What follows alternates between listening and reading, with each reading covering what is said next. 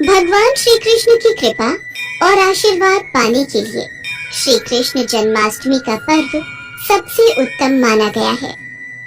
कृष्ण भक्त इस दिन का बहुत ही बेसब्री से इंतजार करते हैं। इस दिन भगवान श्री कृष्ण के मंदिरों को सजाया जाता है और व्रत रखकर उनकी आराधना की जाती है। मान्यता है कि इस दिन भगवान श्री कृष्ण की पूजा करने से भक्तों की सभी मनोकामनाएं पूरी हो जाती हैं। श्री कृष्ण जन्माष्टमी का व्रत हर साल भाद्रपद माह के कृष्ण पक्ष की अष्टमी तिथि को मनाया जाता है। मान्यता है कि इसी तिथि को भगवान श्री कृष्ण जी का जन्म हुआ था। भगवान कृष्ण की भक्ति की कथाएं बहुत ही अनोखी हैं। ऐसी ही एक सच्ची भक्ति की कहानी एक गरीब बूढ़ी औरत की है, जिसकी भक्ति भावना से प्रसन्न होकर भगवान कृष्ण ने उसे मोक्ष प्रदान किया और अपने निज धाम ले गए। एक गांव में एक गरीब बूढ़ी औरत रहती थी। उसका आगे पीछे कोई नहीं था। एक दिन उस गांव में एक साधु बाबा आए। उस बूढ़ी औरत ने साधु बाबा का बहुत ही प्रेम पूर्वक आदर सत्कार किया।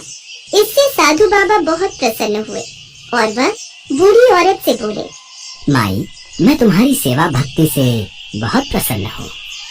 मैंने देखा तुम्हारा इस दुनिया में कोई नहीं है और जिनका कोई नहीं होता उनके भगवान होते हैं। इसलिए मैं ये गोपाल कृष्ण ठाकुर जी आपको देता हूँ। आज से ये तुम्हारा बालक है। आज से तुम अपने गोपाल कृष्ण का बच्चे की तरह प्रेम पूर्वक लालन पालन करती रहना। इनके होते हुए तुम बिल्कुल भी अकेली नहीं रहोगी। वो बुढ़िया माई गोपाल कृष्ण की छवि पाकर बहुत खुश हुई। मेरा लड्डू गोपाल दूध पिएगा, माखन खाएगा। चल आजा, मैं तुझे झूले में सुला देती हूँ। मेरे लड्डू गोपाल को लोरी सुनकर नींद आती है ना? देखो बेचारी बूढ़ी माई लड्डू गोपाल को ही अपना बालक मानने लगी है। हाँ चलो अच्छा है, ठाकुर जी के रूप में इसे बालक मिल गया। बूढ़ी माई को रोजाना गांव के कुछ शरारती बच्चे ठाकुर जी का लाड प्यार करते देखते थे। एक दिन शरारती बच्चों को बूढ़ी माई से हंसी मजाक करने की सूझी और वे आपस में योजना बनाने लगे। चलो साथियों, आज इस बूढ़ी माई के साथ चालाकी करते हैं। हाँ चलो, बड़ा मजा आएगा। सभी बच्चे शोर मचाते हुए बूढ़ी माई की झोपड़ी के पास आते हैं।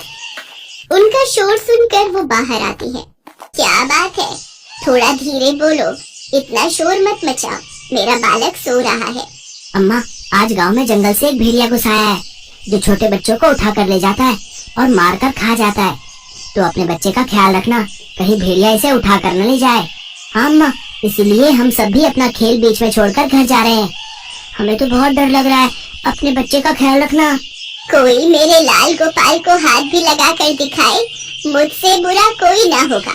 मैं यहाँ छड़ी लेकर खड़ी हूँ, कोई मेरी झोपड़ी में घुस भी नहीं सकता। बच्चे हंसने लगे। बुढ़िया ने अपने बाल गोपाल को उसी समय कुटिया में छुपा लिया और स्वयं छड़ी लेकर अपनी झोपड़ी के दरवाजे पर पहरा देने के लिए बैठ गई। अपने लाल को भेड़िए से बचाने के लिए वो बूढ़ी औरत भूखी प्यासी दरवाजे पर पहरा देती रही।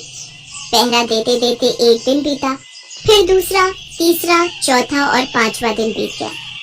बूढ़ी माई 5 दिन और 5 रात लगातार बगैर पलके झपकाए भेड़िए से अपने बाल गोपाल की रक्षा के लिए पहरा देती रही। कोई मेरे बाल गोपाल को हाथ भी नहीं लगा पाएगा। उसकी माँ अभी जीवित है, जरा देखो, सो रहा है ना? हाँ, मेरा लाल तो गहरी नींद में है। यही झोपड़ी के बाहर बैठी रहूंगी, पर इसे कुछ नहीं होने दूंगी। भोली भाली बूढ़ी मैया का ये भाव देखकर भगवान कृष्ण का हृदय प्रेम से भर गया। मैया, तुम्हारी कोमल भक्ति देखकर तो मेरा मन भी तुमसे मिलने को विचलित है। माई, मुझे तुम्हारे पास आना ही होगा।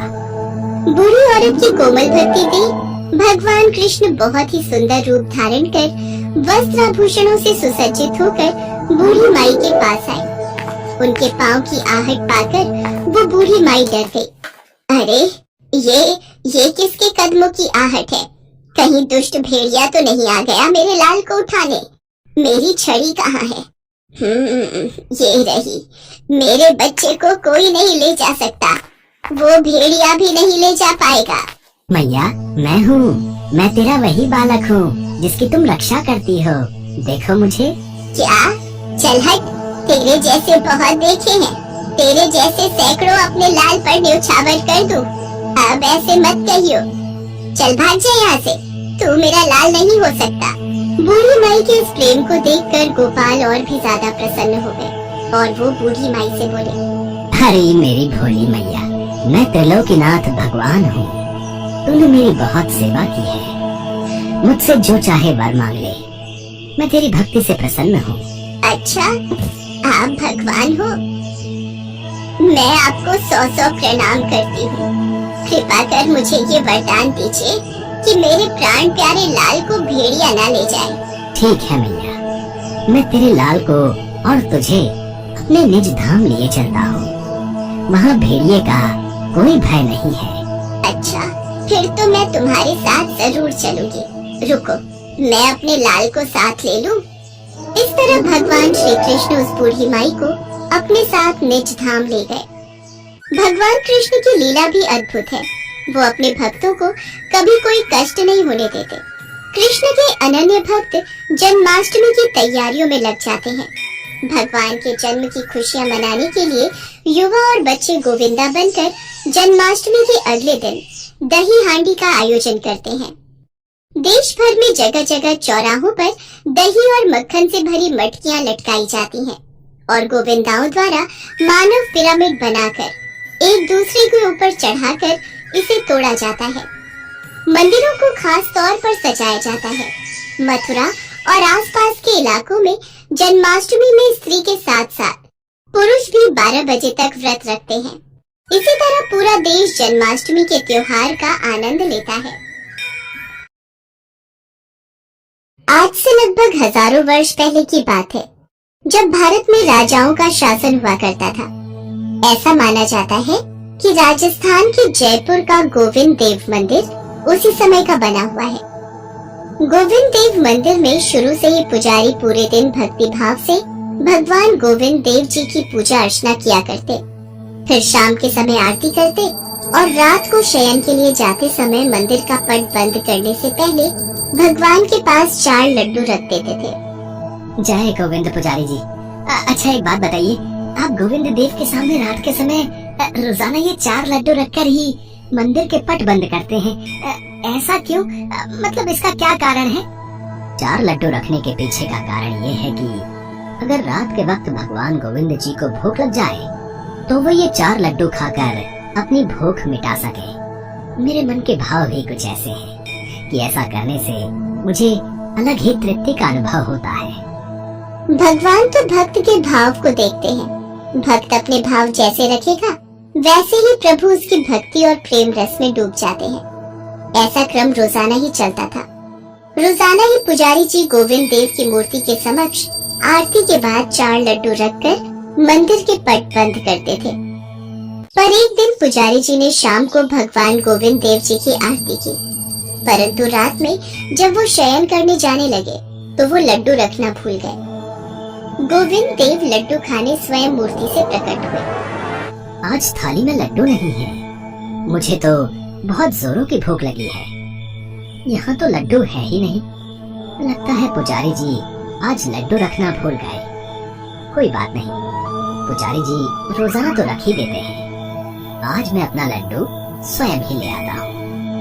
इसके पश्चात प्रभु श्री कृष्ण ने उसी समय बड़ी बड़ी आंखें और घुंघराले बाल वाले एक छोटे से बालक का रूप धारण कर लिया और मंदिर के पास ही स्थित हलवाई की दुकान पर पहुंच गए। वहां पहुंचकर उन्होंने हलवाई से कहा, बाबा मुझे भूख लगी है, मुझे लड्डू चाहिए। लल्ला पहले ये बताओ कि तुम इतनी रात को लड्डू लेने यहाँ कैसे आए? बाबा मैं यहीं पास में ही रहता हूँ, भूख लगी थी इसी कारण मैं तुम्हारे पास लड्डू लेने आ गया। अच्छा ठीक है, लाओ पैसे दो, मैं तुम्हें लड्डू दे देता हूँ। बाबा मेरे पास तो पैसे नहीं है। मैं तुझे पैसे के बिना लड्डू कैसे दे दूं? मैं ऐसे लड्डू नहीं दूंगा। बालक रूपी भगवान कृष्ण कुछ पल सोचने लगे, फिर अपने हाथ में पहना सोने का कड़ा उतार कर हलवाई से बोले, बाबा मेरे पास ये सोने का कड़ा है, क्या तुम इसके बदले में मुझे लड्डू दे सकते हो? तुम ये कड़ा रख लो और मुझे लड्डू दे दो। सोने का कड़ा देखते ही हलवाई के मन में लालच आ गया। सोने का कड़ा? हाँ हाँ लल्ला, इसके बदले में तुम्हें मैं 4 लड्डू अभी दिए देता हूँ। हलवाई ने झट से कड़ा अपने हाथ में लिया और भगवान रूपी बालक को 4 लड्डू दे दिए। उसके बाद गोविंद देव जी ने लड्डू खाए और अपने मंदिर लौटकर वापस मूर्ति में समा गए। अगले दिन सुबह पुजारी जी मंदिर पहुँचे और उन्होंने मंदिर का पट खोला और फिर जब वो भगवान का श्रृंगार करने से पहले उन्हें स्नान करा रहे थे, तभी उन्होंने देखा कि भगवान गोविंद देव जी के एक हाथ का सोने का कड़ा गायब था। यह देखकर पुजारी जी डर गए। हे गोविंद, आपके हाथ का सोने का कड़ा कहाँ गया? कल रात को मैंने देखा था, दोनों हाथों में सोने के कड़े थे। मंदिर में कौन आया जिसने सोने का कड़ा ले लिया? मुझे महाराज तक ये खबर पहुंचानी होगी। अब तक ये बात मंदिर में सबको पता चल चुकी थी। पुजारी जी ने मंदिर के सेवक के द्वारा उस राज्य के राजा तक ये खबर भिजवाई कि गोविंद देव जी के एक हाथ का कड़ा गायब हो गया है। और फिर क्या था, ये खबर आग की तरह पूरे राज्य में फैल गई और जब इसका पता उस हलवाई को चला तो वो डर के मारे कांपने लगा। लाला 2 समोसे देना। भैया, ये किस सोने के कड़े की बात नगर में फैल रही है? अरे तुम्हें नहीं पता? गोविंद देव जी के मंदिर से गोविंद देव जी के हाथों में जो सोने के कड़े हैं ना, उसमें से एक हाथ का कड़ा गायब है भाई। कहीं ये कड़ा वही तो नहीं जो कल रात वो बालक मेरे पास लेकर आया था? मुझे तुरंत ही ये बात राजा को बतानी होगी, नहीं तो सब मुझे ही चोर समझेंगे। हलवाई तुरंत ही राजा के पास गया और भरी सभा में कड़ा देते हुए बोला, महाराज, जो कड़ा गोविंद देव जी के मंदिर से गायब है, पुजारी जी से पूछिए, क्या ये वही कड़ा है? जी महाराज, ये गोविंद देव जी का ही कड़ा है। लाला, तुम्हारे पास ये कड़ा कैसे आया? महाराज, कल रात में जब अपनी दुकान बढ़ाकर घर जाने लगा तो उसी समय मेरे पास एक बालक लड्डू लेने आया था और उसी ने मुझे ये कड़ा दिया था और जिसके बदले मैंने उसे 4 लड्डू भी दिए। 4 लड्डू? हे गोविंद, कल रात में आपके लिए थाली में लड्डू रखने भूल गया था। पुजारी जी, आप किस सोच में पड़ गए? कौन था वो बालक? महाराज, वो बालक कोई और नहीं, स्वयं गोविंद देव जी थे। हे गोविंद, हे कृष्ण मुरारी, मुझे क्षमा कर दो, मैं आपके लिए थाली में लड्डू नहीं रख पाया। आपकी लीला अपरंपार है, मैं आगे से ऐसी भूल कभी नहीं करूंगा। पुजारी जी की बातों को सुनकर राजा और सभा में आए सब लोग हैरान हो जाते हैं कि वो बालक कोई और नहीं बल्कि स्वयं भगवान गोविंद जी थे। और ये बात सुनकर हलवाई भी खुद को कोसने लगा कि वो कितना अभागा है जो भगवान कृष्ण गोविंद मुरारी को नहीं पहचान पाया। वो मन ही मन भगवान गोविंद देव जी से क्षमा मांगता है। उस दिन के बाद से आज तक रोज रात को भगवान गोविंद देव जी को शयन कराते समय